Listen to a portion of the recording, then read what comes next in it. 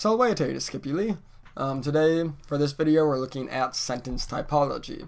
I've already made the chart for you to make this nice and quick. This should be a review for pretty much all of you.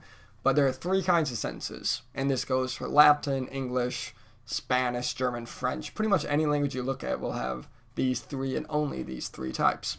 So if you're looking at the foundation of how to write a sentence or how to read a sentence in Latin, or speak it or hear it, this is where you go. And there's three kinds: stative, transitive, and intransitive.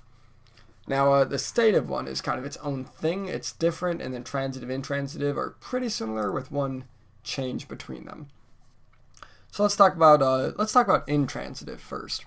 If I just want to say someone is doing something, but it's an action that only involves them, i.e. they sleep, which you do, you can sleep by someone, but you don't sleep them, you just sleep. Or jump, you can jump over someone, but you don't jump someone.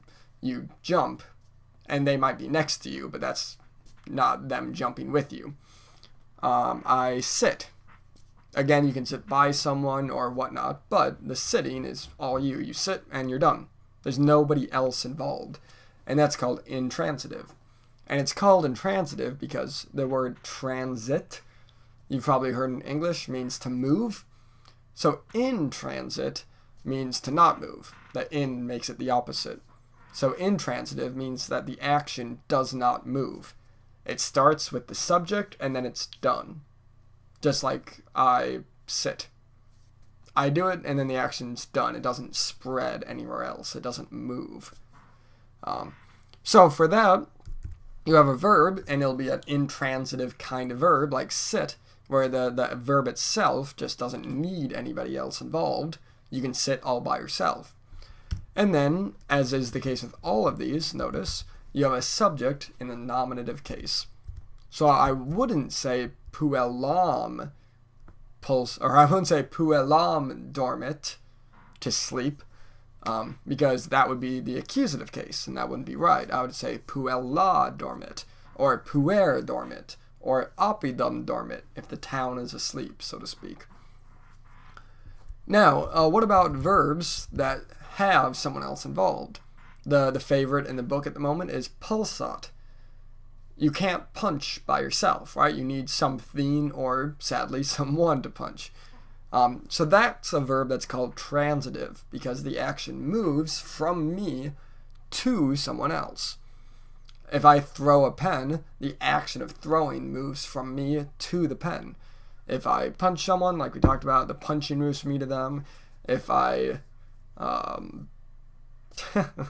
that's a good example. Throwing and punching are kind of my go-to examples, which I find kind of funny. If I love someone, there you go, that's a good example. If I love someone, then the love moves from me to them. You can't love nothing. You need something to love, right? Or someone. Now the trick is, you need a way to distinguish who's doing the loving or the punching or the throwing and who's being punched or being thrown or being loved. And the way they do this is they change the ending, like we've seen. So in this case, the ending will become what we call the accusative case. So, for instance, puerum, or puellam, or oppidum, puellas, pueros, oppida.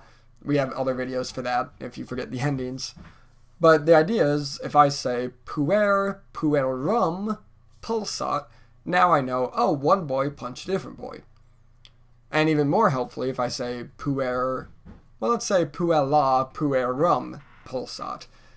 The girl punched the boy. And the reason I know that it's the girl doing the punching is because it's puella, nominative case. Whereas I know the boy's being punched because he's a puerum. So if I go up to someone, a boy, and I say, hey, puerum, that means that an action's about to occur to him because he's a direct object all of a sudden. So hopefully you're going to hug him or something. Or give him money. Something nice. Whereas if I go up to a boy and I say, hey, puer, it means he's about to do something. Who knows what? Same thing if I say, hey, puella, to a girl, it means she's going to do something. She's the subject. But if I say, hey, puellam, she's about to receive an action, right? So be nice. So that's transitive. Two different cases. Nominative, accusative for the subject and the direct object. Now stative. Stative's unique. Transitive, intransitive are describing an action. One that you're doing by yourself or one that involves someone else, but it's an action. Whereas stative exists to describe a person, a noun. So I might say Bob is short, I might say the house is blue, I might say Kentucky is warm, but I'm describing a noun. That's the point of a stative sentence. So to do that, I still have a subject and I still have a verb, but the verb has to be an is verb. So sum in Latin. Sum es est, sumus estis sunt. I am, you are, he, she, it is, we are, y'all are, they are. So that's the signal. If you don't have a sum verb, you don't have a stative sentence. Clear as day. If you see a sum verb, you do have a stative sentence. Just remember that, and you'll be well on your way to keeping track of all of these. But here's the trick. The direct object takes the accusative case because it's receiving an action. But the stative sentence doesn't have an action. It just has Bob is tall, which isn't an action. It's describing who Bob is, not what he does. So you can't have a direct object because there's no action for it to receive. But what you can have is what's called a predicate nominative.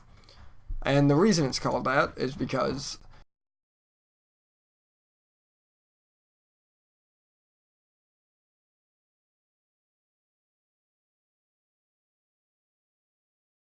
and a predicate, and that's it. So subject, Bob. Predicate, went to the store on the 27th to buy bread for his wife. And all of that's the predicate. So literally, and kind of it's silly to make a big fancy name for it, but you have the subject, and then you have the nominative. That's not the subject. It's in the other part of the sentence. And the reason for that is because you're really only talking about one guy, right? Bob is tall. Tall is referring to Bob. So you're only talking about one person or maybe a group of people. If I say the girls are nice. Group of people, but I'm still talking about one group. As opposed to a transitive verb, which is talking about two different groups. These people did this to these people. So we can't have a separate person involved.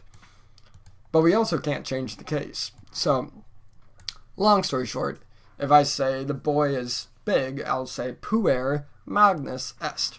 And they'll both be in the nominative case because they're both talking about the same guy. Puer in this case. So, if you see a sum verb, you're looking for two different nominatives. If you see a transitive type verb like to punch or to love or to throw, then you're looking for a nominative to be subject and an accusative ending to be your direct object. If you see an intransitive like verb like sleep or jump, then you're looking just for a subject. No predicate nominative, no direct object.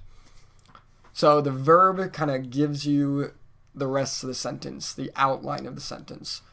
So memorize these if you haven't, know them inside and out, and as you're reading and writing and hearing and speaking, you'll have these categories that everything can fit into. And I think that does it for this. So, valete discipuli.